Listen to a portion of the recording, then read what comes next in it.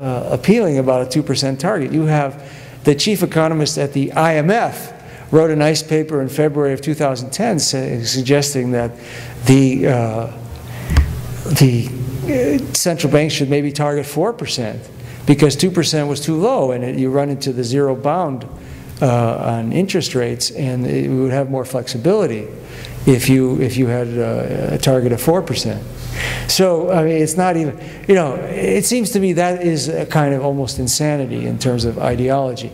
Now, Draghi, who's there now, Mario Draghi, he is different.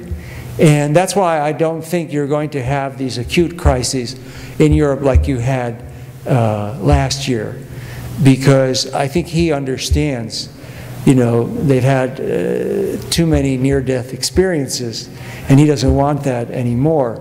And so, you know, he's thrown $1 trillion already at the private banks at 1% interest and 3% term, a 3-year term, which is quite a bit different from anything they've ever had. So I guess that gives you a little flavor for it. You have your private financial institutions, your creditors. They want to squeeze as much as they can. They even have an interest in, you know, Soros said this years ago, that, you know, when you have sovereign debt, the creditors want to punish. They want to punish the country for a default because that's the only collateral they have. And it sounds ugly, but I think there's a certain truth to that too. But these people, you know, I know some of these people. I mean, you know, I'm in Washington. I mean, they actually believe that they need to restructure these countries. They need to change the Spanish labor market so that it's easier for employers to fire people. They think that that would actually be a good thing. And they want to use this crisis to force these big changes. That's a big part of it.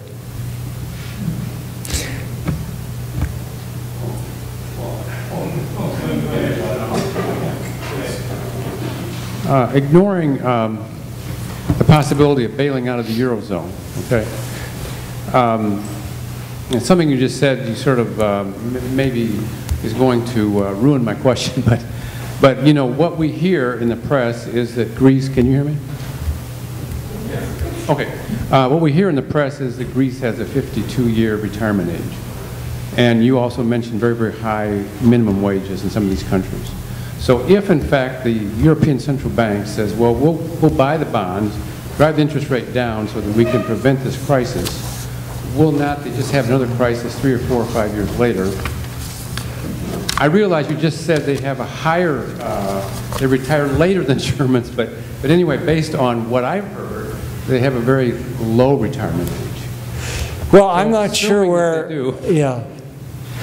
There might be, you know, I don't know the retirement age specifically for government workers. There might be some that have some option in the 50s, you know, like the IMF does, for example.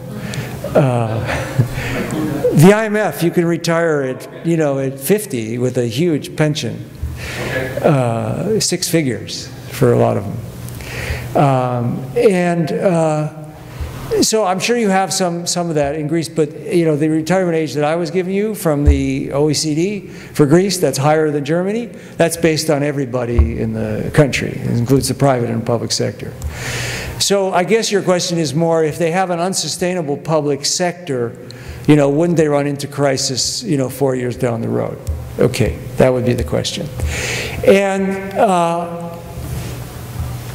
I think in Greece, that's the only country where you could say that they did have a public deficit problem going into this crisis. So in Ireland, Portugal, Spain, and Italy, they just had the same problem that we had here, that government revenues fell when the world financial system went into crisis and the housing bubbles collapsed.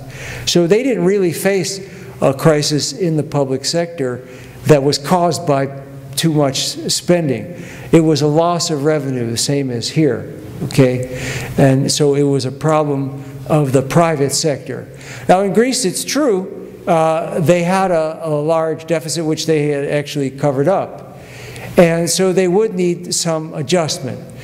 But I would still say that even in their case, the adjustment should take place when the economy is growing and not when it's shrinking.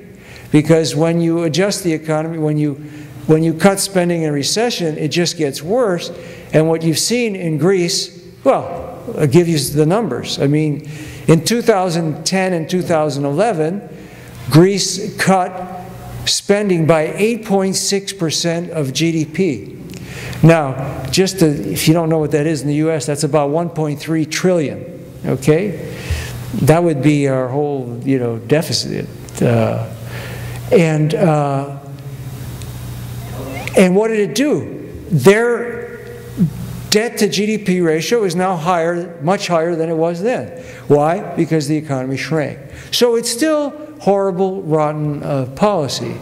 And the other thing is that, to close the deficit, they could have done that mostly through tax increases. And they are doing that. And that I'll give the IMF credit. The IMF does support making rich people pay taxes. That was their fundamental problem in Greece. It wasn't so much anybody retiring early, it's that rich people didn't pay taxes.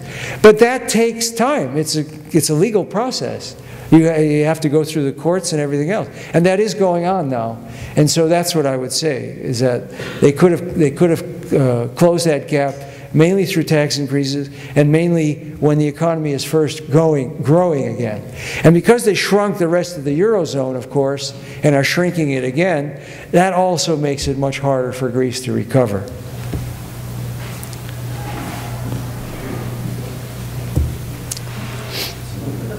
Yeah. In the U.S., I think you're right. It's very well known, as you put it, by 90% of the economists, how to reduce unemployment if you really want to do that.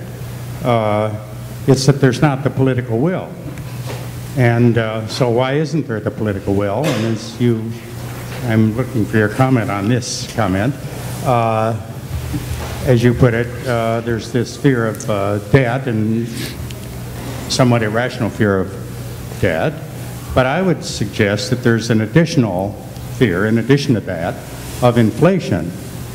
There's a misperception of, the sources of inflation. We don't really get core inflation without an increase in the money wage rate. And where you've got very large amount of unemployment, as we have now, there's no chance of an increase, widespread increase in the money wage rate. And so the inflation boogeyman is exactly that. It's a boogeyman. Well, among my friends, some of whom are bondholders, they're scared to death of inflation. They read, certain things that, put up enormous fears about this. Too much money chasing too few goods, and yeah, sure, if we're at full employment, that is a cause of inflation, of course. But at where we are now, with all this unemployment, there's not really, a serious, source of inflation. But if they're bondholders, they don't care about unemployment. They don't care about that. They're not unemployed. They're not going to be unemployed. And what would, hurt their bonds, it's going to be a little bit of inflation. And so you tend to get people concerned about their own situation, protecting their bonds, and raising, enormous